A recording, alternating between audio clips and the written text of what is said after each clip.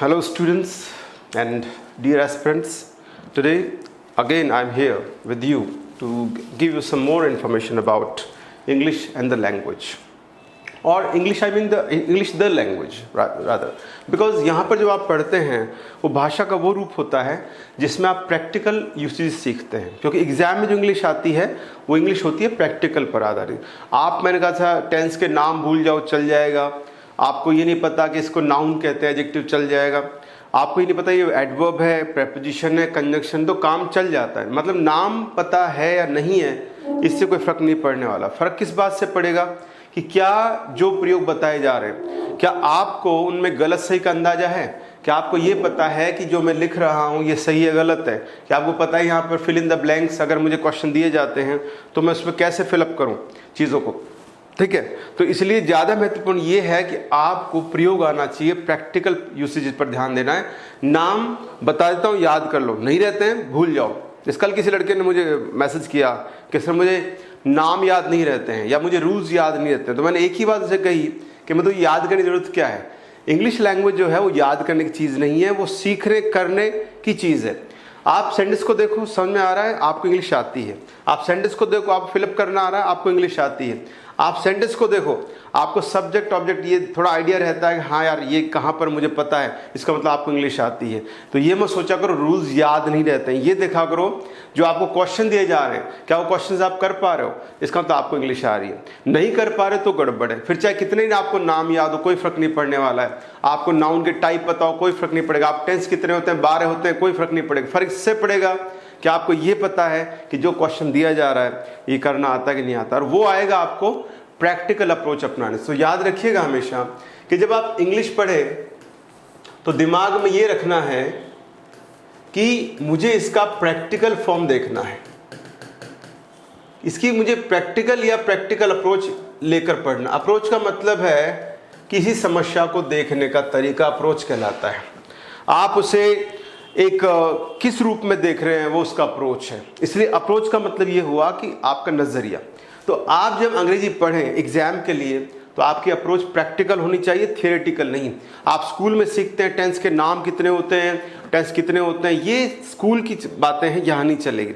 जब आप competition level में आ गए हैं, कंपटीशन तैयारी कर रहे हैं, तो याद रखिएगा आपको ये देखना है कि क्या मुझे सेंटेंस जो लिखा है उसका मीनिंग आ रहा है, ट्रांसलेशन मान लो मीनिंग मान लो, और क्या आपको ये पता है कि इसमें वर्ब कैसे आ रही है, कौन सी वर्ब है ये दिखती है, सेकंड फॉर्म है थर्ड फॉर्म है, ये आपको पता होना चाहिए। तो याद रखिएगा इंग्लिश प्रैक्टिकल अप्रोच किसके लिए चाहिए, for competitive exams. Yes, competitive exams, प्रतिस्पर्धात्मक जो परीक्षाएं हैं जिनमें जो आप जॉब के लिए लड़ते हैं, जॉब के लिए पूरा करते हैं, वो जो परीक्षाएं हैं उन सभी परीक्षाओं में you need to adopt a practical approach, otherwise you people are going on a wrong path, you people are going on a wrong track, you have to change your methods।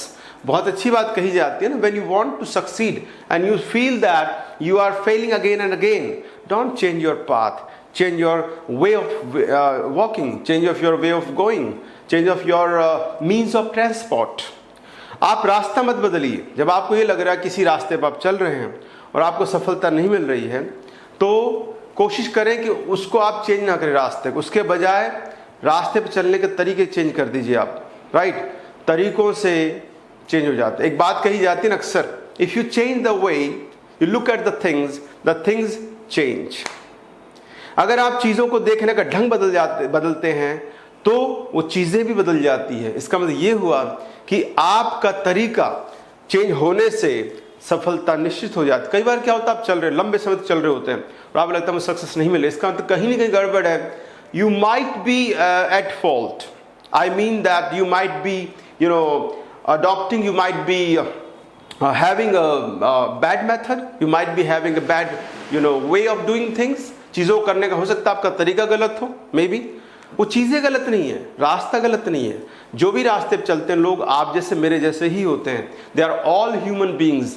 So why are the different, वे different क्यों हैं? Because they adopt a practical approach, they adopt a new approach, they adopt their own way of analysis. वे अपने विश्लेषण का तरीका खुद create करते हैं। इसलिए आपको बजाय इसके कि आप ये सोचें क्या ये मेरा रास्ता गलत नहीं होता, हमारे मेथड्स गलत होते। इसलिए please when you are preparing for any competitive exams, you have to be you have to have this thing in your mind that you have to have a practical approach towards English. Otherwise, you people will be feeling bad after a long time, after a time. When you after a period, आपको लगेगा यार मैं कहाँ आ गया, आपको ऐसा feel होगा। इसलिए प्लीज शुरू से याद रखिएगा प्रैक्टिकल अप्रोच रखना है। जब आप कहें सर बार बार आप प्रैक्टिकल अप्रोच कह रहे हैं, इसका मतलब क्या है?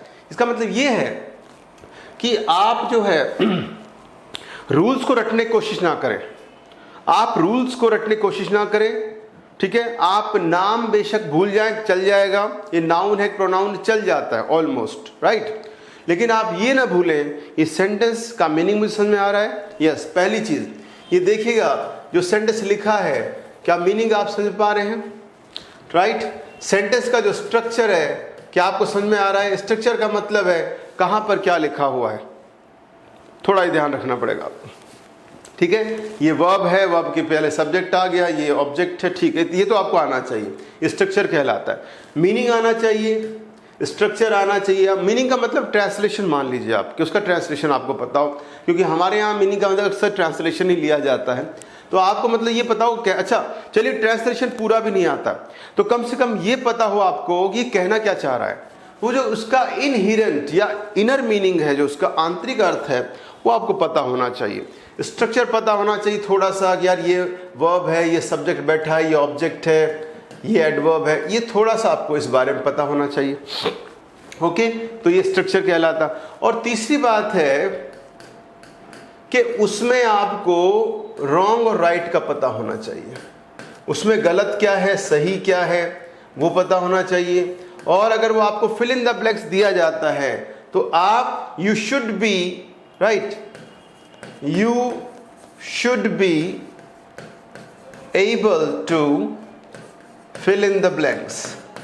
जो खालिस्तान आपको दिए जाते हैं उनको आप करने का, फिल इन द ब्लैंक्स में जो क्वेश्चन दिए जाते हैं उनको करने का आपको पता होना चाहिए। अगर ये बातें आपको पता है तो मेरी बात पर विश्वास कीजिए, believe me, because I am your mentor, I am teaching you, I am training you, so I know better than you about that language and the determination of ability according to your level, according to your understanding।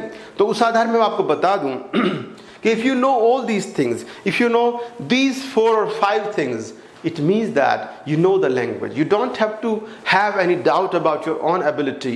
Yes, you are able to clear the exam। And why am I saying all these things? Because I know, मैं जानता हूँ कि अगर आप meaning जानते हैं, structure जानते हैं, रॉन्ग राइट क्या है वो जानते हैं, अगर आपको पता है कि आप फिल इन द ब्लैंक्स भर देंगे, तो believe me boys, believe me girls, believe me students that you people are going on right track. You have to be very positive, you have to be very competent, I mean not at the level, at very high level, but yeah good at English। so और good होने के लिए अंग्रेजी में कम से कम मैं आपसे कह सकता हूँ ये 4-5 बातें आप देख लीजिएगा। जैसे मैंने कल भी कहा था, अभी आपको थोड़ी देर पहले बताया था, कल मुझे किसी स्टूडेंट ने फ़ोन किया कि सर मुझे रूल्स याद नहीं होते। मैंने कहा why do you want to mug up the rules, why do you want to memorise the rules? You don't need to memorise the rules, just you don't need to, you actually have to adopt these things। आपको ये चीजें देखनी चाहिए, rules मत देखिएगा, okay. सो ये कुछ basic बात दिमाग में लेके चलिएगा, बाकी मुझे बताता हूँ, ध्यान देके चलिएगा। और बीच बीच में कई बार क्या करता हूँ मैं, कुछ नए वर्ड्स को यूज कर लेता हूँ, okay. So don't panic, don't be nervous कि मुझे यार ये शब्द तो आता ही नहीं है, ऐसा नहीं सोचना चाहिए। आपको कोशिश करनी चाहिए कि वो शब्द का मीनिंग निकालें, डिक्शनरी चेक करें, चेक कीजिएगा, डिस्कशन कीजिएगा। तो अगर मैं देता हूँ कोई भी नया वर्ड तो मैं कोने में कहीं ना कहीं उसका मीनिंग लिख देता हूँ, उसका ऑपोजिट लिख देता हूँ, सिनोनिम लिख देता हूँ, तो cool, it's okay, fine, okay. चलिए, सो लेट्स गो अहेड, आगे बढ़ते हैं and see what we can learn today, okay. चलिए, थैंक यू, आगे बढ़ते हैं। कल जो हमने बात की थी, मैंने कल शुरू किए थे मॉडल्स, कल मैंने मॉडल शुरू किए थे और मॉडल्स में मैंने जिक्र किया था, कुछ बेसिक बातें बताई थी मॉडल्स के बारे में। पिछले वीडियो में देख लीजिएगा आप, उसमें मैंने मॉडल के बारे में बेसिक बातें बताई थी, उसका प्रयोग कैसे होता है, उसका मीनिंग क्या होता है, डेफिनेशन क्या होती है, मॉडल्स को मॉडल्स क्यों कहा जाता है, मॉडल्स मेन वर्ब होते हैं, ऑक्सिलरी भी होते हैं। Modals are only auxiliaries not main verbs. Okay, so modals में कल जो मैंने शुरू किया था मस्ट, बेसिक बातें आप पिछले वीडियो में देख सकते हैं, वहाँ पर मैंने काफ़ी बातें की हैं मॉडल्स के बेसिक। वैसे कोई बात नहीं, अगर आप नहीं भी जानते प्रयोग देखते चलिएगा, कोई एग्जाम में आपसे प्रयोग पूछा जाएगा। हाँ, कुछ बातें मैंने जो पिछले वीडियो में की है वो बेसिक और प्रैक्टिकल है, तो अच्छा होगा पिछला वीडियो भी आप देख लीजिए ध्यान से थोड़ा सा, जब मैंने मॉडल शुरू किए थे तो इससे पिछला वाला वीडियो। और अभी मैं शुरू कर रहा हूँ मस्ट से, राइट। मस्ट के बारे में कल मैंने बता दिया था, काफ़ी प्रयोग मैंने कर दिए थे मस्ट के बारे में, राइट। अब मैं मस्ट से आगे वाला लेता हूँ। It is done, it has been done, ये कर लिया गया है। ओके, ध्यान रखिएगा। एक अब इसके बारे में थोड़ा सा स्पेसिफिक पॉइंट बताता हूँ आपको मैं, और स्पेसिफिक या विशेष बात क्या है वो मैं आपको बताता हूँ कि मस्ट, देखिए ध्यान रखिएगा, मस्ट जब दिखाता है ऑब्लिगेशन, मस्ट जब ऑब्लिगेशन शो करता है, ऑब्लिगेशन दिखाता है, ठीक है, तो एक बात ध्यान रखिएगा। और ये कहा जाए कि इसको अगर नेगेटिव बनाना हो तो उसका नेगेटिव फिर मस्ट नॉट नहीं होगा, इसका नेगेटिव होगा नीड नॉट। ध्यान रखिएगा, अगर मस्ट ऑब्लिगेशन दिखाता है, नेसेसिटी दिखाता है, बाध्यता दिखाता है कि काम करना ज़रूरी है, ये दिखाता है, तो वहाँ पर फिर आपको याद रखना है कि उसका नेगेटिव बनाना हो तो आप नीड नॉट का प्रयोग करें, राइट, नॉट मस्ट नॉट। अगर आप कहें सर मस्ट नॉट कर दूं तो गलत हो जाएगा, ठीक है, must not will be incorrect, must not गलत होगा, यू डोंट यूज दैट, इसका प्रयोग नहीं करना है। एग्जाम्पल देखिएगा, अगर मैं आपके सामने ये लेता हूं सेंटेंस, देखिएगा, she must attend the meeting. अगर मैंने ये सेंटेंस आपके सामने लिया है और मैंने कहा चलो भाई इसको नेगेटिव बना के दिखाओ, tell me what will be the correct negative form of this sentence. तो ज़्यादातर बॉयज़ एंड गर्ल्स क्या करेंगे, they will obviously they will try to make or negate this sentence by using must not, now that would be incorrect, right। इसके बजाय आपको क्या करना चाहिए, must जब आ जाए तो यहाँ पर इसका नेगेटिव बनाने के लिए you need to have need not, फिर आपको need not का प्रयोग करना चाहिए। तो सही सेंटेंस क्या होगा, इसका नेगेटिव बनाते हैं, इसको निगेट करते हैं। निगेट करना क्या होता है, उसको नेगेटिव बनाना। तो निगेट करेंगे तो क्या आएगा, देखिएगा, she need not attend the meeting। देखिए आप चेक कीजिएगा, she need not attend the meeting। पहले का मतलब क्या निकल रहा था, पहले का मतलब ये निकल रहा था कि आपको उसे मीटिंग अटेंड करनी ही है या करनी ही पड़ेगी, ये मतलब निकल रहा था। और अब आप कह रहे नहीं कोई ज़रूरत नहीं, रहने दो यार। आप हिंदी में देख लीजिए, आप हिंदी में कई बार कहते हैं ना कि नहीं यार ये काम तो करना पड़ेगा, तो मैंने कहा लेकिन ये काम तो उसने कल ही कर दिया था। फिर आप कहें अच्छा फिर रहने दो, फिर ज़रूरत नहीं है, फिर ज़रूरत नहीं है, वो इंग्लिश में आ जाता है। तो याद रखिएगा, जब भी मस्ट दिखाता है ऑब्लिगेशन, बाध्यता कि ये काम करना ही है, तो उसका नेगेटिव फॉर्म जो होगा वो होगा this one, she need not attend the meeting. उसे मीटिंग अटेंड करने की आवश्यकता नहीं है, right. Not must not, must not का प्रयोग नहीं करना है इसका नेगेटिव बनाने के लिए, क्योंकि यहाँ पर ये मस्ट क्या शो कर रहा है, ये शो कर रहा है ऑब्लिगेशन। क्या शो कर रहा है, ऑब्लिगेशन शो कर रहा है, राइट, ये ऑब्लिगेशन शो कर रहा है। Okay, next point. अब एक पॉइंट और लूंगा मस्ट में, थोड़ा सा मस्ट में एक बात और आपको बताने जा रहा हूं मैं। ये तो मैंने बताया कि मस्ट अगर ऑब्लिगेशन दिखाता है तो नेगेटिव बनाने के लिए आपको नीड नॉट का प्रयोग करना है, मस्ट नॉट का नहीं करना है। अगर आप मस्ट नॉट करेंगे तो एक गलत सेंटेंस माना जाएगा। एक छोटा सा पॉइंट मस्ट के बारे में आपको मैं और बताता हूँ, जो अक्सर हम गलत कर जाते हैं। देखिएगा, अगर यहाँ पर मस्ट दिखाता है स्ट्रॉन्ग पॉसिबिलिटी, फिर से सुनिएगा ध्यान से, स्ट्रॉन्ग पॉसिबिलिटी दिखाता है अगर मस्ट, और ये पूछ लिया जाए इसका नेगेटिव बनाओ, कई एग्जाम में पूछ लिया जाता है, ट्रांसफॉर्मेशन के अंदर पूछ लिया जाता है। किसमें पूछ लिया जाता है, ट्रांसफॉर्मेशन में।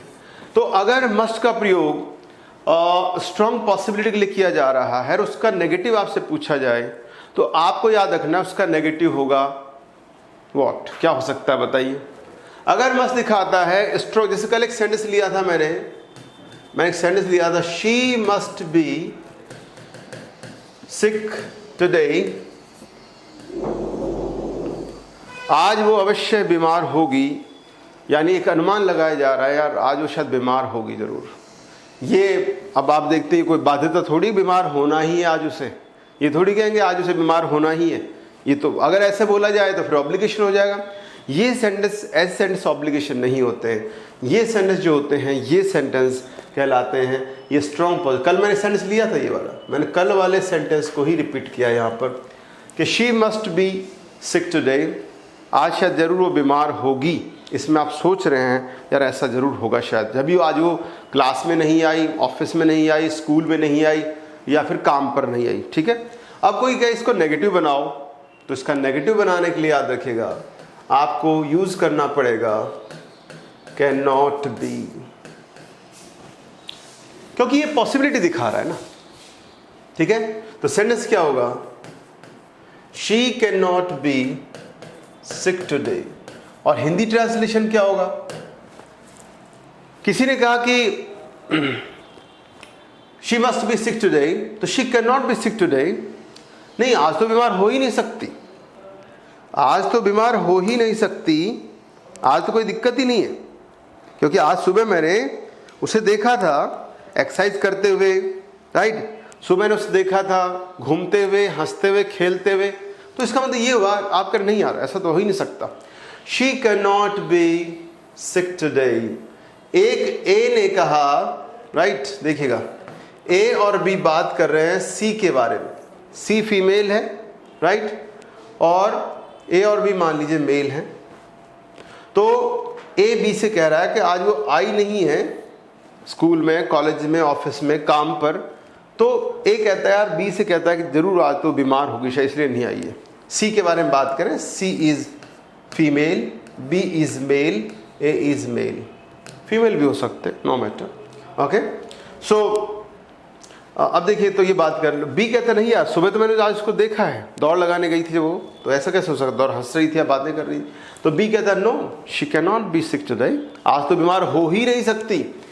यहाँ पर है आज वो अवश्य बीमार होगी इसलिए आई नहीं है, तो बी कहता नहीं आज तो बीमार हो ही नहीं सकती, तो जब हो ही नहीं सकती के लिए आपको यूज करना पड़े सेंटेंस, तो आप कहना चाहिए she can not be sick today, आज बीमार हो ही नहीं सकते। तो बात याद रखिएगा कि जब भी मस्ट दिखाता है स्ट्रॉन्ग पॉसिबिलिटी, तो मस्ट का जो नेगेटिव होगा वो कैन नॉट से बनेगा, राइट, मस्ट नॉट से नहीं।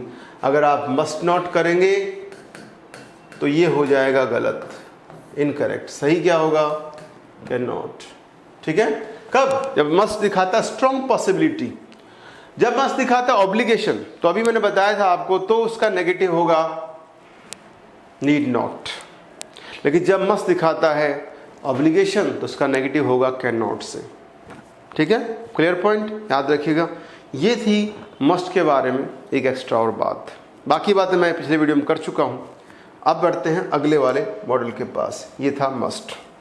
मस्ट से अगला मॉडल जो देखिएगा मैं जो लेने जा रहा हूं वो है यूज्ड टू। ठीक है, यूज्ड टू देखिएगा, यूज्ड टू जो है ये एक मॉडल है, और इसकी बेचारे की प्रॉब्लम क्या है कि ये केवल और केवल पास्ट टेंस को ही शो करता है या पास्ट टाइम को ही शो करता है, और किसी टेंस में यूज्ड टू नहीं आता। मस्ट आ सकता है, जैसे मैंने कल मस्ट के एग्जाम्पल दिए थे, आप देखे होंगे, मैंने बताया था मस्ट जो है वो प्रेजेंट हो सकता है, यस हो सकता है, और मैंने कहा था मस्ट पास्ट में आए तो मस्ट हैव हो सकता है, और थर्ड फॉर्म, हालांकि मस्ट अकेला आए तो भी वो पास्ट भी हो सकता है। ठीक है, ध्यान रखिएगा, तो मस्ट अकेला भी पास्ट भी हो सकता है, प्रेजेंट भी हो सकता है, और वैसे देखें तो नियर फ्यूचर भी हो सकता है। तुम्हें जाना पड़ेगा, ये क्या है, अभी थोड़े जा रहे हो, आगे जाओगे ना, तो फ्यूचर भी हो सकता है। तो मस्ट एक ही फॉर्म में फ्यूचर भी हो सकता है, FUTURE, और मस्ट हैव थर्ड फॉर्म है, ये केवल और केवल पास्ट को शो करता है, मैंने कल प्रयोग करके भी दिखाया था, यानी पिछले वाले वीडियो में मैंने इसका प्रयोग करके आपको दिखाया था कि must have third form is only related to past और पास्ट टाइम। मस्ट अकेला है, वो तीनों को शो करता है, पास्ट प्रेजेंट फ्यूचर। तो मस्ट के बारे में कल ही बताया, लेकिन मैं बात कर रहा हूँ फिलहाल यूज्ड टू की। इसका जो प्रोनाउंसिएशन है वो नॉर्मली ये होता है, ठीक है, यूज्ड और टू, यूज्ड टू मतलब ट 2 बार आ सकता है, यूज्ड टू, राइट। कई बार बोलते हैं तो कई बार इतना ही सुनाई देता है यूज्ड टू। कई बार कुछ लोग इस गलती से यूज टू बोल जाते हैं, यूज टू नहीं होता है, यूज टू अलग होता है, उसकी भी चर्चा करूंगा अभी मैं। एक बार पहले मॉडल को देखते हैं, ठीक है। ओके, तो यूज टू याद रखिए केवल और केवल पास्ट की बात करता है। It means that the modal use to does not have any future और present form, it is related to only past.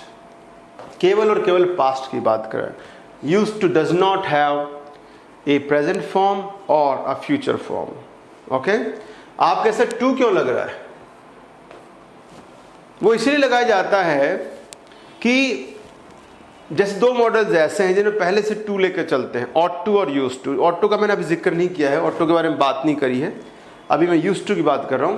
लेकिन अगर आप बात करें सीधे जो टू के साथ ही बोले जाते हैं, ऐसे 2 मॉडल हैं, एक है यूज टू और एक है ऑट टू।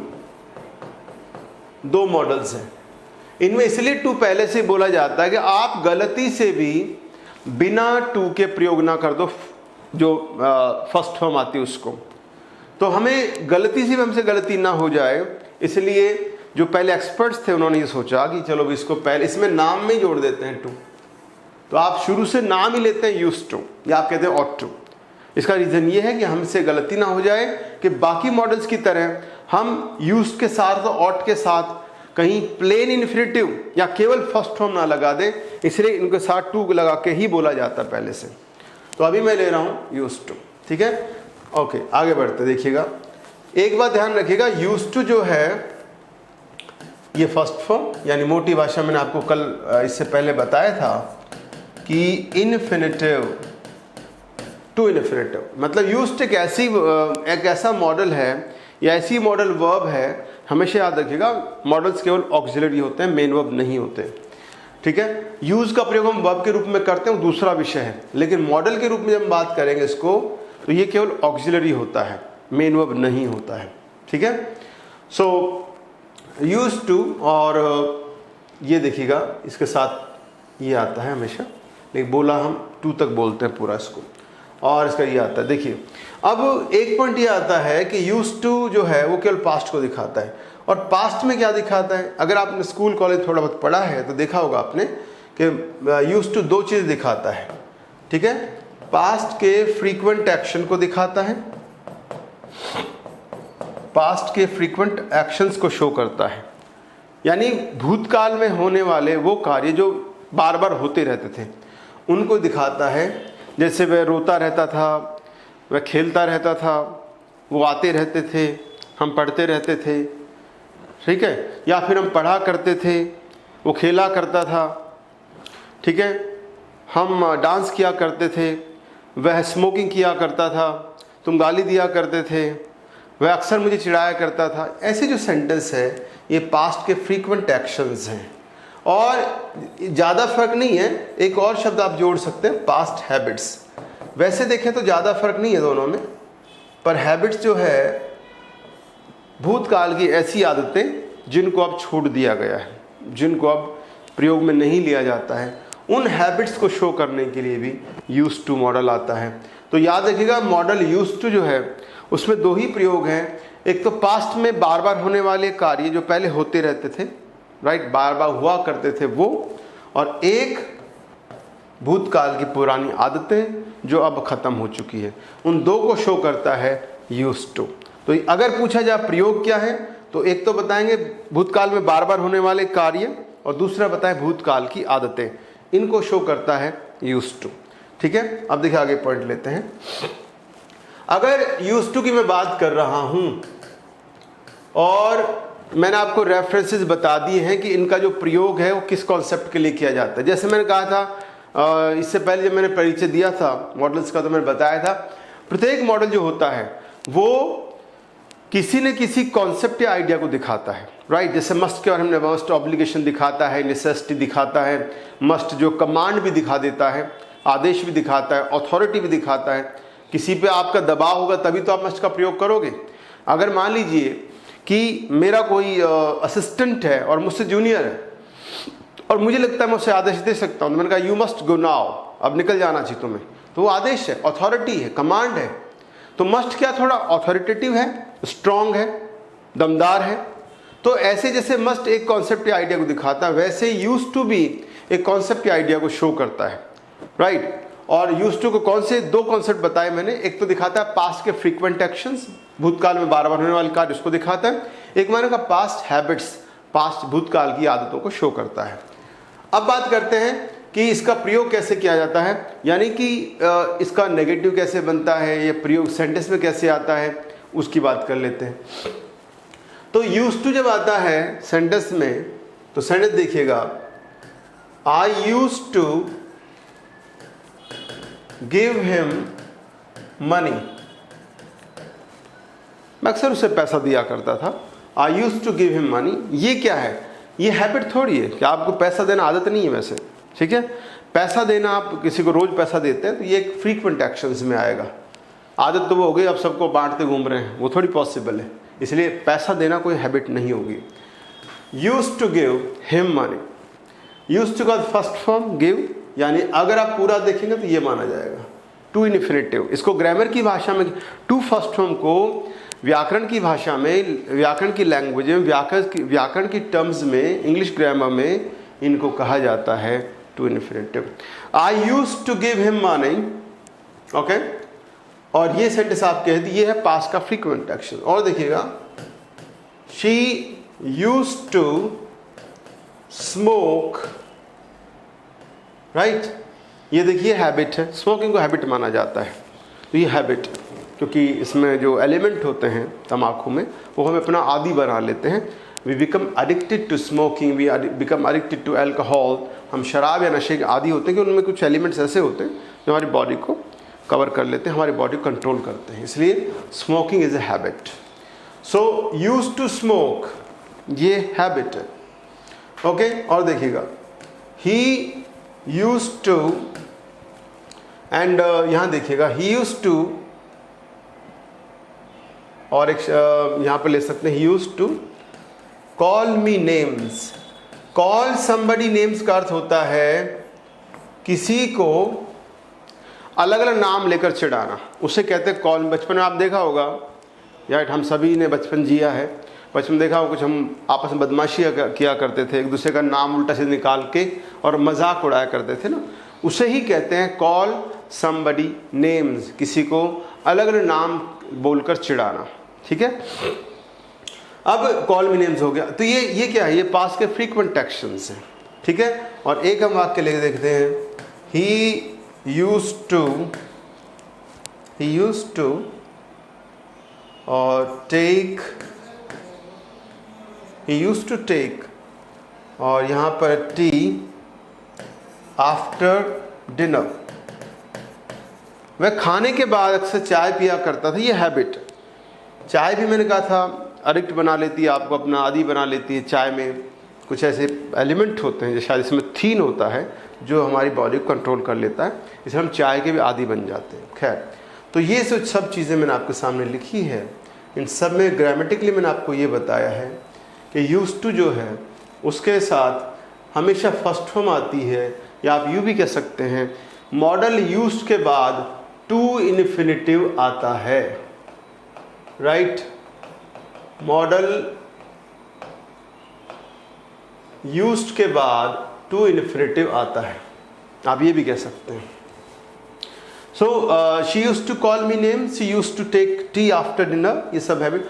अब नेगेटिव अगर हम बनाते हैं इनका, तो पहला सेंटेंस देखिए, आई यूज्ड टू, इसका नेगेटिव क्या बने, एक क्वेश्चन ये बन जाता है, आई जो ज़्यादा महत्व मिलेगा उसको मिलेगा, आई डिड नॉट यूज, माफ़ी चाहता हूँ, फिर से देखिएगा, I did not used to give him money, ये नेगेटिव बन गया इसका। आप कैसे यूज्ड का भाग गया। एक्चुअली क्या है कि जब आप यूज्ड टू का नेगेटिव बनाते हैं, एक तरीका ये होता है कि आप क्या करें, डिड नॉट का प्रयोग करें, यूज्ड में से डी हटा दें क्योंकि डिड आ चुका है, और जो टू इन्फिनिटिव वापस लगा दें। तो क्या बन गया, I did not use to give him money, right. तो ये अच्छा, एक और वेरिएंट अवेलेबल है, एक और नेगेटिव फॉर्म इसका अवेलेबल है, आई और यूजंट, ये मिलाकर लिखा जाता है, यूज नॉट भी कह सकते हो।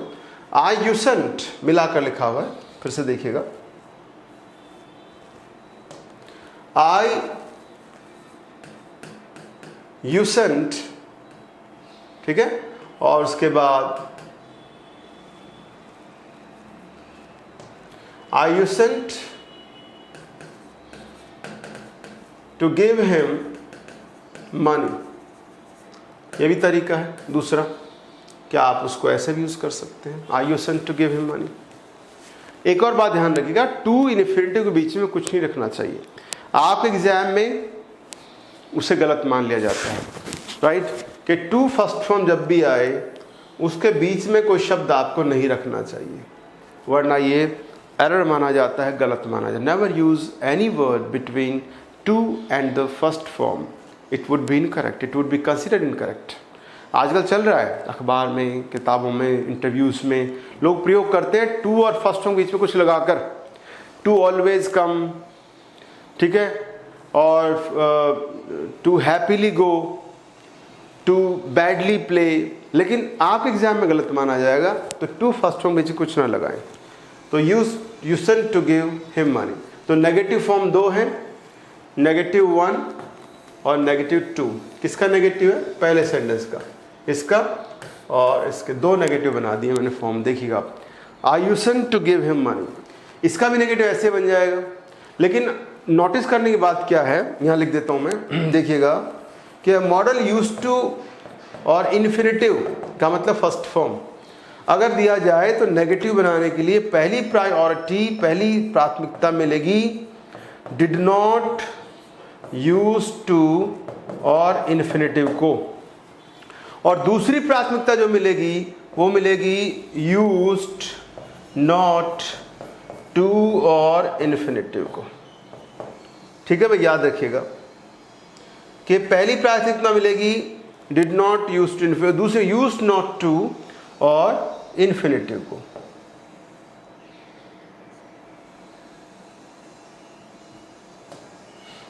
ठीक है, आई एन इन्फिनिटिव, ये देखिएगा, इसको मिलेगी। तो अगर यूज टू का नेगेटिव माने तो इनमें से कोई एक प्रयोग कर सकते हैं, या तो डिड नॉट। याद रखिएगा, अगर डिड नॉट प्रयोग करेंगे तो इसको डी मत कर देना, गलत हो जाएगा कि यहाँ पर डिड नॉट भी लिख दिया आपने और यहाँ पर डी भी लगा, यूज्ड कर दिया, तो ये तो बिल्कुल ये माने नहीं। वैसे चलता है लेकिन एग्जाम में नहीं चलेगा आपके, ये आपके एग्जाम में ये अमान्य है, अनएक्सेप्टेबल है, रॉन्ग है।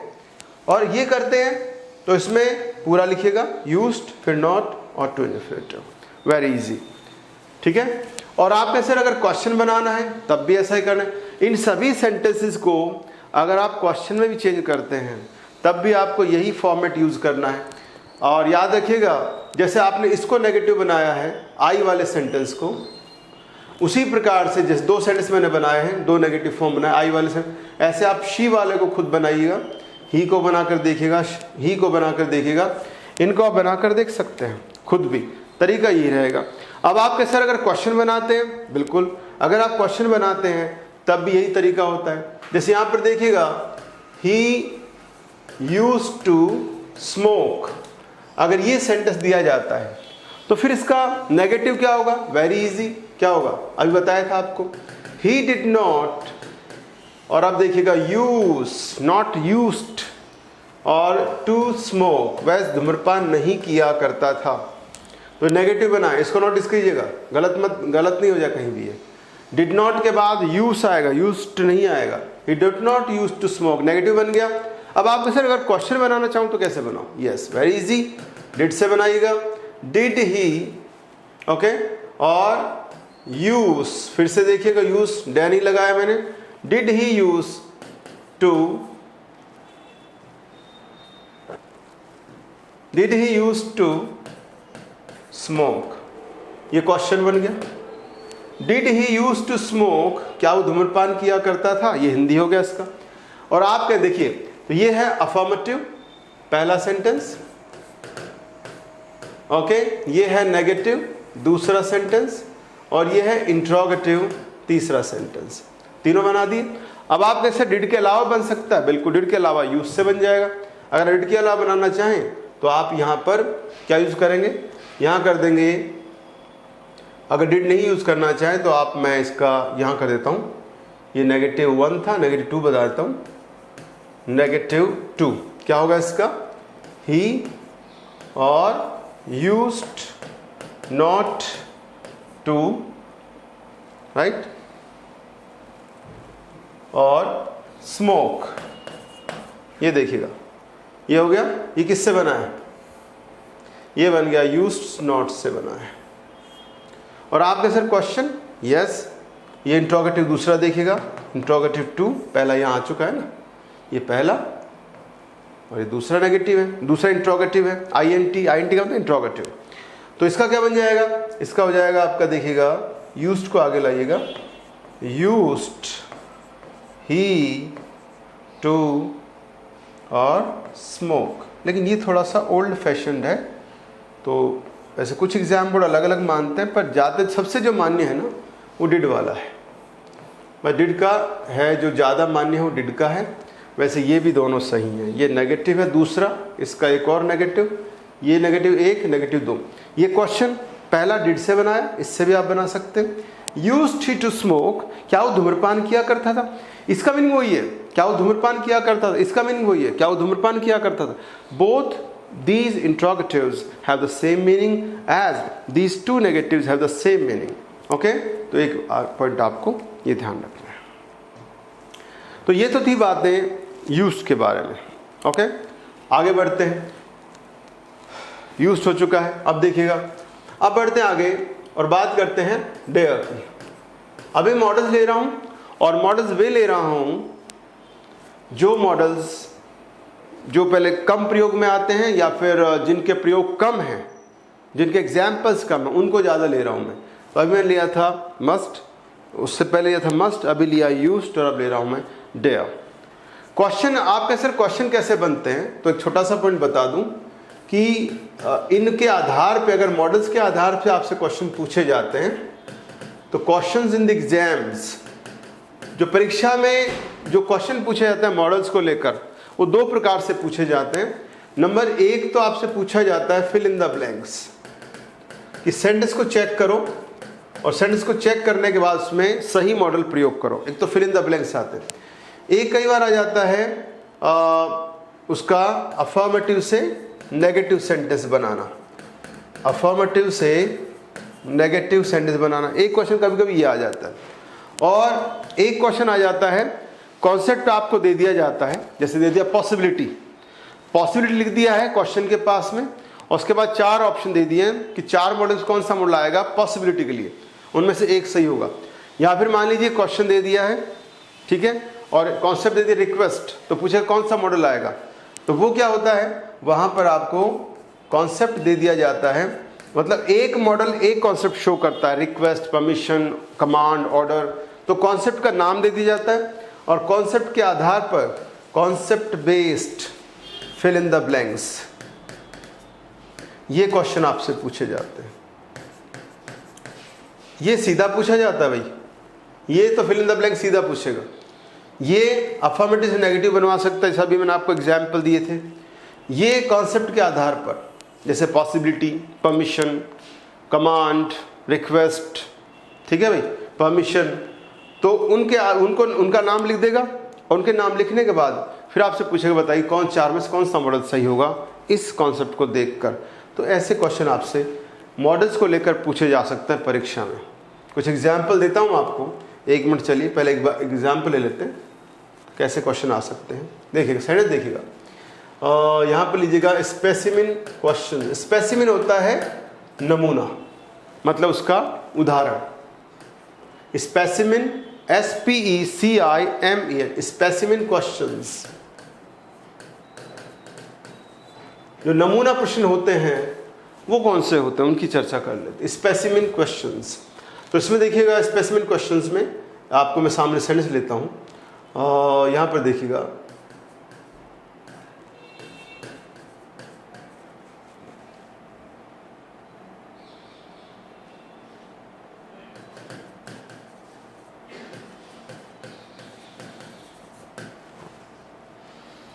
और यहाँ पर इसने कर दिया, मान लीजिए शब्द ले लिया कमांड, ये कमांड लिख दिया है और उसके बाद 4 ऑप्शन दे दिए यहाँ पर, ठीक है। एक कैन है ऑप्शन में, A option can, B could, C should और डी में मान लीजिए इसने कहा मस्ट। सेंटेंस क्वेश्चन देखिएगा, क्वेश्चन कैसे बन रहा है, ये क्वेश्चन है।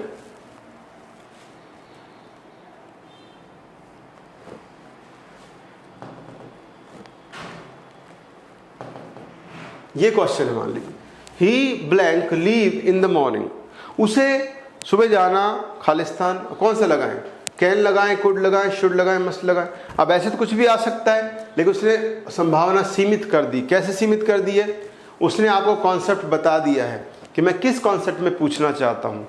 तो उसने आप कॉन्सेप्ट क्या दिया, कमांड, कमांड से पूछना चाहता, कमांड में एक ही काम करेगा मस्ट, ऑप्शन सही क्या होगा मस्ट।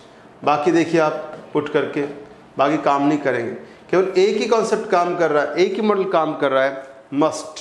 तो यहाँ पर क्वेश्चन आएगा डी ऑप्शन सही होगा। क्वेश्चन ऐसे करने आपको, तो कॉन्सेप्ट दे दिया, कॉन्सेप्ट को देख कर पढ़िएगा।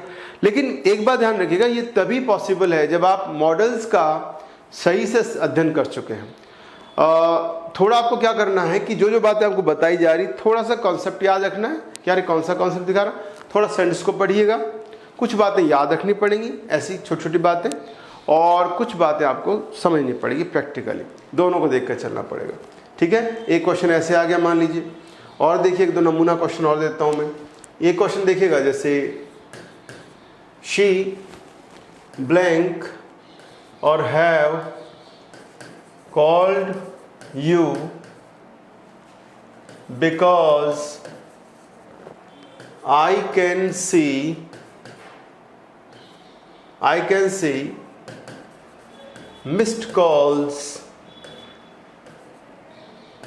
in your phone।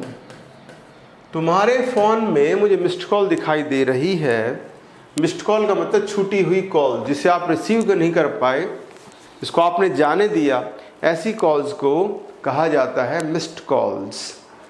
तो अब देखिए यहाँ पर आप श्योर हैं इस बात को लेकर कि किसी स्त्री या महिला ने, लड़की ने अवश्य फ़ोन, कोई भी हो सकती है घर परिवार में बाहर, उसने अवश्य फ़ोन किया होगा। क्यों, किस आधार पे कह रहा बोलने वाला अवश्य किया होगा, क्योंकि वो कह रहा I can see missed calls in your phone, तुम्हारे फ़ोन मुझे मिस्ड कॉल दिखाई दे रही है। द लगाना चाहे लगा सकते हैं, the I can see the missed calls. अब इसमें कोई कॉन्सेप्ट नहीं दिया, अब आपको सेंटेंस पढ़ना है। सेंटेंस में देखिए पहला पॉइंट क्या देखना है, ये देखिएगा हैव आ रहा है, कॉल्ड आ रहा है, इसका मतलब हैव थर्ड फॉर्म वाला मॉडल रहेगा यहाँ पर, और यहाँ कुछ और है नहीं।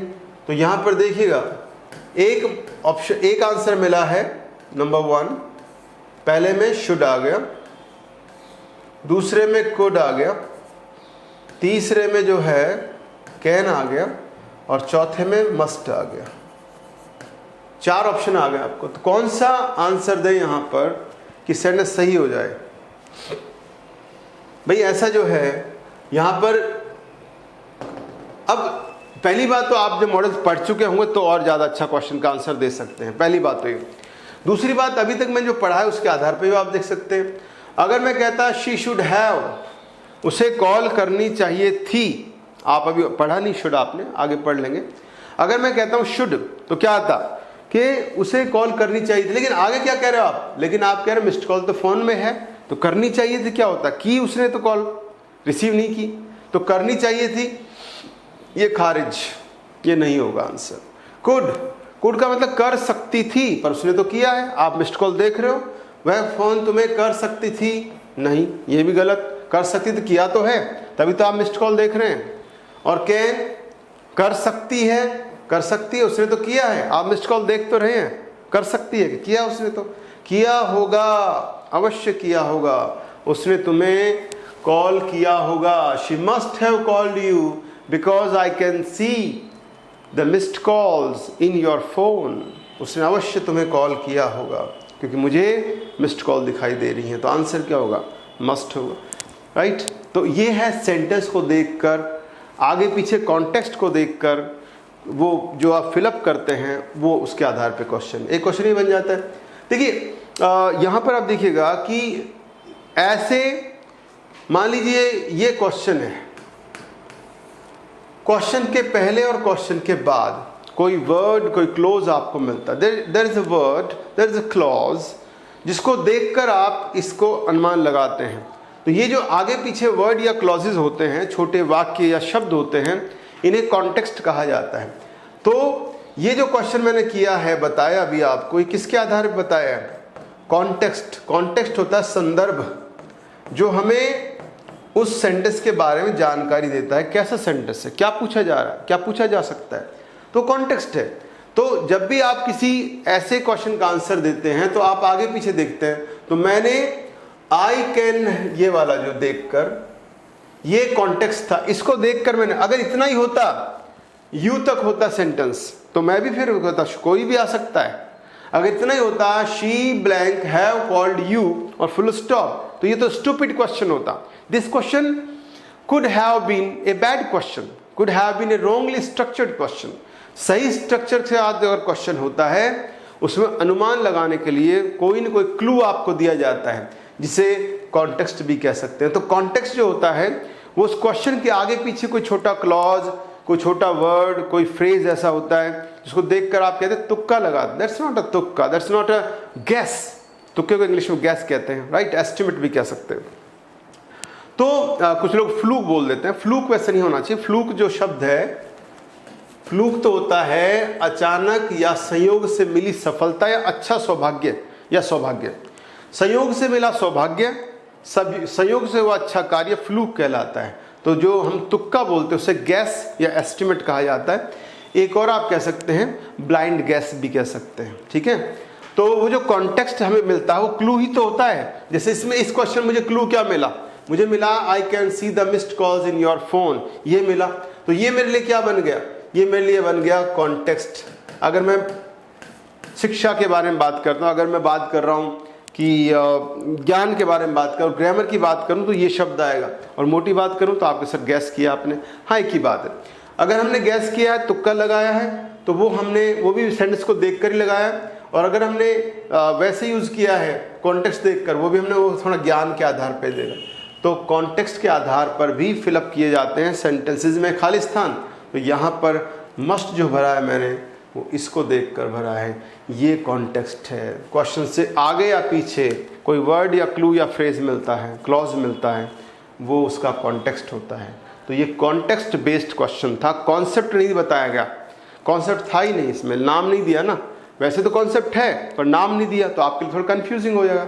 तो एक क्वेश्चन आपके ऐसे आ जाते हैं। कई बार क्या होता है कि ऐसे क्वेश्चन आ जाते हैं जो फिक्स्ड होते हैं, जो निश्चित होते हैं, वहाँ पर आप कुछ कर नहीं सकते, ठीक है।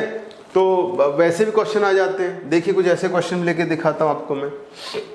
जैसे अगर मान लीजिए अगर क्वेश्चन देखिएगा, हम बात कर सकते हैं एक क्वेश्चन ही, मैं बता रहा हूँ ऐसे क्वेश्चंस जिनमें आपको फिक्स्ड होते हैं, कुछ कहावतें, कुछ मुहावरे, वो फिक्स्ड होते हैं, उनके आधार पे भरे जाते हैं।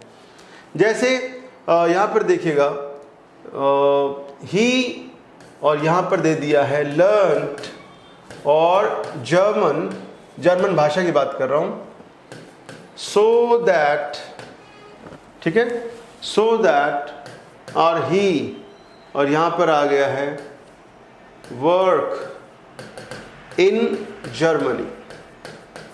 चेक कीजिएगा सेंटेंस को, ये फिल इन द ब्लैंक है, ये खाली स्थान है, यहाँ आपको फिल करना है। क्या फिल करें? अब अभी तो चलिए आपने मॉडल्स नहीं पढ़े हैं, जैसे मॉडल आप पूरे पढ़ चुकेंगे तो आप बता दें यहाँ पर क्या आएगा। एक्चुअली जो लोग मॉडल जानते हैं पहले से, वो शायद इसमें सही अनुमान लगा सके, ऑप्शन क्या दिया जाता है, जैसे ऑप्शन आपको दिया जा रहा है, मे दे दिया गया है, शुड दे दिया गया है, कैन दे दिया गया है और वुड दे दिया गया है। 4 ऑप्शन दे दिए गए। चारों में से आपको एक फिलअप करना है, कौन सा करें। अब जो लोग मॉडल पढ़ चुके हैं और जो लोग आगे पढ़ेंगे वो इजीली देख लेंगे कि सो दैट दिखाता है पर्पस, उद्देश्य बताता है। जर्मन भाषा सीखने का उसका कारण क्या है, उसका उद्देश्य क्या है, कि ताकि वो जर्मनी में जाकर काम करना चाहता है, उसका पर्पस है जर्मनी जाकर काम करना। और पर्पस बताने के लिए फॉर्मल इंग्लिश में मे आता है, कैन भी आता है, पर कैन थोड़ा इनफॉर्मल माना जाता है। फॉर्मल इनफॉर्मल क्या होता है, फॉर्मल होता है पक्की रूल्स की भाषा को फॉर्मल कहा जाता है, और रूल्स थोड़े से हल्के से वायलेट की जाए, तोड़ दी जाए या उनको चेंज कर दी जाए, वो होती है इनफॉर्मल भाषा। तो कैन भी सही है आंसर, तो इसका कैन भी आ सकता है, लेकिन कैन को प्रेफरेंस कम मिलेगा, कैन को महत्व या प्राथमिकता कम मिलेगी। इसका रीजन क्या है कि ये इनफॉर्मल है। अच्छा, शुड नहीं आता है एक्चुअली, सो दैट जब आ जाए पर्पस बताने के लिए, पर्पस होता है उद्देश्य, जिससे हम पर्पज कहते हैं, एक्चुअली शुद्ध उच्चारण उसका पर्पस होता है। तो पर्पस या उद्देश्य बताने के लिए, पर्पस यानी उद्देश्य बताने के लिए या तो मे का प्रयोग करते हैं, कैन का। अब कैन थोड़ा इनफॉर्मल है और परीक्षा में शुद्धतम रूप देखा जाता है, तो वहां पर मे बेस्ट आंसर होगा। शुड, कैन, वुड को आप छोड़ दीजिए। कैन के ऊपर मैं ऐसा करता हूँ, स्टार लगा देता हूँ, कि कभी कभी कुछ किताबों में कैन को महत्व दे दिया जाता है, लेकिन कैन याद रखिएगा सभी लोग, कैन थोड़ा इनफॉर्मल है, इसलिए जो फर्स्ट प्रायोरिटी मिलेगी, पहली प्राथमिकता जो मिलेगी, पहला जो महत्व मिलेगा वो किसको मिलेगा, मे को मिलेगा, because it is more formal. ये ज़्यादा फॉर्मल है, ये ज़्यादा औपचारिक है, और अंग्रेजी जो चलती है एग्जाम में, that English is formal English, not informal English, तो ज़्यादा महत्व इसको मिले। इसलिए यहाँ पर आंसर क्या आएगा, आंसर आएगा मे। एक क्वेश्चन ऐसे बन जाते हैं आपके। ये किसके आधार पर है, ये थोड़ा अकल के आधार पर और पढ़ने के आधार पर, और आपने सीखा है कि सो दैट पर्पस दिखाता है, तो पर्पस बताने के लिए मे या माइट का प्रयोग होता है। माइट पास्ट में, तो ओके, इसमें सॉरी मुझे माइट करना पड़ेगा, माफी चाहता हूं। इसका रीजन ये है,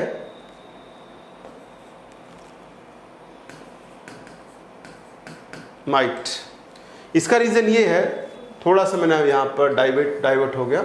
लर्नड यहां पर सेकंड फॉर्म है, लर्नड सेकंड फॉर्म है। सेकंड फॉर्म आए तो मे का भी पास्ट आएगा। पहले हमने गलती से माइट मे ले लिया था, एक्चुअली मुझे लगाया प्रेजेंट है। अगर यहां पर लर्न्स होता, अगर यहाँ प्रेजेंट होता तो मैं मे करता, लेकिन पास्ट दिया मैंने पहले से, तो माइट आएगा। तो पर्पस बताने के लिए याद रखिएगा, यहाँ मैं लिख देता हूँ, वापस अभी पढ़ूंगा, मॉडल्स की बात करें हम लोग, पढ़ाऊंगा आपको मॉडल्स फिर से। बीच में मैंने आपको ये बता रहा हूँ क्वेश्चन कैसे बन सकते हैं मॉडल्स के रूप में। तो पर्पस बताने के लिए याद रखिएगा, सो दैट के बाद या तो मे आता है या माइट। मे आता है जब पहली वर्ब प्रेजेंट में हो, और माइट आ जाए पहली वर्ब पास्ट में हो। जैसे अगर यहां पर होता, मान लीजिए लर्न्स होता, तो यहां पर मैं मे का प्रयोग करता, लेकिन यहां पर है लर्न्ड, जो मैं नोटिस नहीं कर पाया। अब आप देखिए लर्न्ड है तो मुझे माइट करना पड़ेगा, तो मुझे ऑप्शन में माइट करना पड़ा, जो पहले मैंने मे किया था, याद रखिएगा। थोड़ा सा इस प्रकार से आप जो है चीज़ों को ध्यान रखिएगा, ठीक है भाई, ये देखिएगा आप। तो यहां पर लर्न्ड पास्ट है, सेकंड फॉर्म है, इसलिए मुझे मे के स्थान पर माइट लगाना है, ठीक है। मे नहीं आएगा, माइट आएगा। थोड़ा सा आपके लिए और क्लियर कर देता हूं मैं, अब ठीक है, दोबारा देखिएगा। यहां पर आएगा माइट, मे भी आ सकता था अगर ये लर्न्स होता, LEARNS होता लर्न्स, तो यहां पर फिर क्या आता, यहां मे आ जाता, लेकिन चूंकि यहां पास्ट है तो यहां माइट आएगा। ओके, तो यहां माइट सही है। मैंने कहा कैन, तो खैर अब नहीं आ पाएगा कैन, क्योंकि यहाँ पास्ट आ गया, तो कैन की संभावना नहीं है। हाँ, अगर ये प्रेजेंट होता तो यह कैन होता, लेकिन वो इनफॉर्मल इंग्लिश में होता, थोड़ी सी अंग्रेजी हल्की पड़ जाती एग्जाम के हिसाब से। वैसे तो बढ़िया है, सही है, पर परीक्षा में मैंने कहा ना, जो ज़्यादा फॉर्मल होता है, मोर फॉर्मल होता है, ज़्यादा औपचारिक अंग्रेजी होती है, नियम वाली इंग्लिश होती है, उसको यूज़ किया जाता है, इसलिए मोर फॉर्मल के लिए माइट आएगा, ठीक है। तो ऐसे भी आपसे क्वेश्चंस पूछे जा सकते हैं, जब आपको एग्ज़ाम में क्वेश्चन दिए जाते हैं, ऐसे भी आपसे पूछे जा सकते हैं। और चलिए अगला पॉइंट लेते हैं इसमें। तो मैंने अभी अगला वर्ड शुरू किया था डेयर। डेयर की प्रॉब्लम क्या है कि डेयर को दो प्रकार से यूज किया जाता है, इसी मीनिंग में आ जाता है। एक डेयर आता है मॉडल और एक डेयर होता है मेन वर्ब। लेकिन पहचानना कोई ज़्यादा मुश्किल नहीं है। परीक्षा में जब डेयर आता है मॉडल के रूप में मेन, तो पहचान दिक्कत नहीं है। रीज़न क्या है इसका? जब डेयर आता है मेन वर्ब के रूप में, तो डेयर के बाद नॉर्मली आपको मिलेगा टू इन्फिनेटिव, यानी टू फर्स्ट फॉर्म मिलेगा। जब मॉडल के रूप में डेयर आता है तो आपको केवल फर्स्ट फॉर्म, या इसे ग्रामर की भाषा में कहते हैं प्लेन इन्फिनेटिव मिलेगा।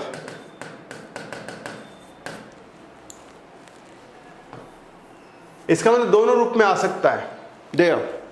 अब आप कहें डेयर का मीनिंग क्या है? देखिए, डेयर का हिंदी मीनिंग की जहां तक बात करते हैं तो डेयर का हिंदी मीनिंग एक तो होता है किसी को चुनौती देना, चुनौती देना, राइट। और चुनौती देना, ये इसका मीनिंग हो जाता है हिंदी में। और एक इसका अर्थ होता है साहस करना, हिम्मत करना, कुछ करने की हिम्मत करना। तो दो इसके अर्थ हो जाते हैं हिंदी में। और आप में सिर्फ कैसे पहचान करेंगे? बड़ा आसान है कि डेयर मॉडल आ जाए तो फर्स्ट फॉर्म आएगा, प्लेन इन्फिनेटिव आएगा, इसका नाम प्लेन इन्फिनेटिव है। बिना टू के फर्स्ट फॉर्म आता है, वो होता है प्लेन इन्फिनेटिव मॉडल्स के बाद। और अगर वो टू फर्स्ट फॉर्म टू के रूप में आता है तो वो टू इन्फिनेटिव हो जाता है। तो पहले लेते हैं मॉडल के रूप में इसकी बात कर लेते हैं। एक नोट डाल लीजिएगा सभी लोग यहाँ पर, अगर आप देख रहे हैं समझिएगा, मेरा मतलब है कि डेयर एज ए मॉडल, यानी एक मॉडल के रूप में डेयर जो होता है is rarely used in affirmative sentence, कि उसका प्रयोग अफर्मेटिव सेंटेंस में रेयरली किया जाता है। डेयर को जब आप मॉडल के रूप में लेंगे एज ए मॉडल, जब आप उसको मॉडल के रूप प्रयोग करें डेयर का, यानी इस तरह प्रयोग करेंगे अगर आप डेयर का, तो उसको रेयरली, RAREL, थोड़ा मोटा उच्चारण कर रहा हूं, उसको रेयरली यूज किया जाता है कहां पर? अफर्मेटिव सेंटेंस में। इसका मतलब ये हुआ कि डेयर जो है वो जब मॉडल के रूप में आए, मोस्टली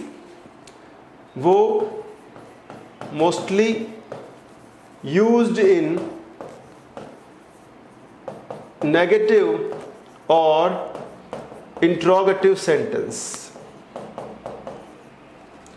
तो जब भी मॉडल के रूप में डेयर आता है तो वो अफर्मेटिव सेंटेंस में रेयरली आएगा, राइट। अगर डेयर मॉडल के रूप में आता है तो ज्यादातर या तो वो इंट्रोगेटिव सेंटेंस में आएगा या फिर वो नेगेटिव सेंटेंस में आएगा। ये एक और पॉइंट आपको दिमाग बिठा लेना है।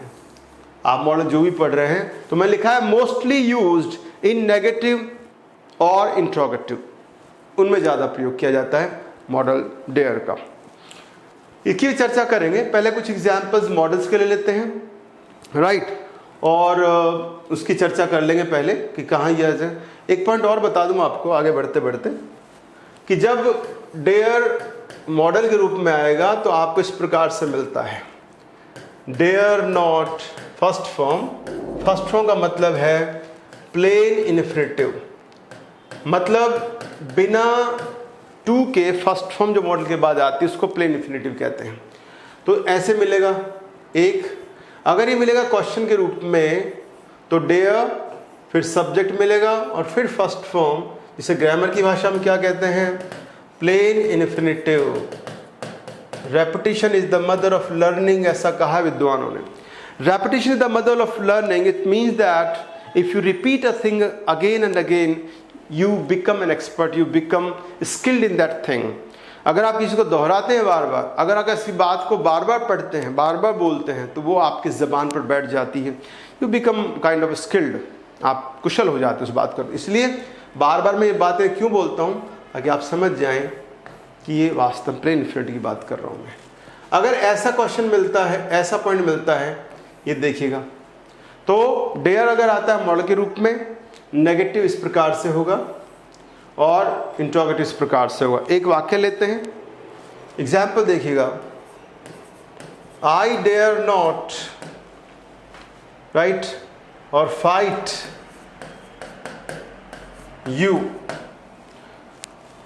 इसका मतलब बोलने वाला ये कह रहा है सामने वाले से, यू से कह रहा है आई, क्या कह रहा है कि मेरी तुमसे लड़ने की हिम्मत नहीं है। I dare not fight you. Fight का मतलब हाथ पैर से लड़ना भी होता है और मुंह से लड़ना भी होता है, गाली गलौज करना भी होता है। I dare not fight you. और अगर एक क्वेश्चन के रूप में हो तो क्या होगा, डेयर यू फाइट मी। इसका मतलब ये हुआ, क्या तुम्हारे अंदर मुझसे लड़ने की हिम्मत है, डेयर यू फाइट मी। तो ये देखिएगा नेगेटिव और ये इंट्रोगेटिव। मैंने अभी एक नोट लिखवाया था कि डेयर जब मॉडल के रूप में आता है तो उसका प्रयोग अफर्मेटिव में लगभग नहीं किया जाता है, इसलिए कोशिश करें कि डेयर अफर्मेटिव में नहीं आए मॉडल के रूप में। मैं लिखवा दिया as a modal dare is rarely used in affirmative sentences, rather इसके स्थान rather than affirmatives it is used in negative और इंट्रोगेटिव। तो जब भी मॉडल डेयर के रूप में, डेयर मॉडल के रूप में आए तो आपको उसे महत्व देना है या तो नेगेटिव में या इंट्रोगेटिव में, राइट, ध्यान रखिएगा। और आप कैसे मेन वर्ब के रूप में आए तो हाँ, वहाँ पॉसिबिलिटी बनती है। अगर डेयर मेन वर्ब के रूप में आता है तो वहाँ पर टू फर्स्ट फॉर्म के साथ आएगा और वहाँ पर वो काम करेगा मेन वर्ब के रूप में, और अफर्मेटिव में भी आ सकता है, नेगेटिव में आ सकता है, इंट्रोगेटिव में आ सकता है। लेकिन मॉडल के रूप में जब भी आएगा, चूंकि अभी हम लोग डेयर को पढ़ रहे हैं एज ए मॉडल, मैंने अभी शुरू में लिखवाया था, मैं अभी आपको पढ़ा रहा हूँ डेयर एज ए मॉडल पढ़ा रहा हूँ, एक मॉडल के रूप में पढ़ा रहा हूँ। तो मैंने आपको देखो अफर्मेटिव प्रयोग नहीं किया, आप भी अवॉइड करें, गलत तो नहीं कहूँगा, गलत है, पर उसे अवॉइड किया जाता है।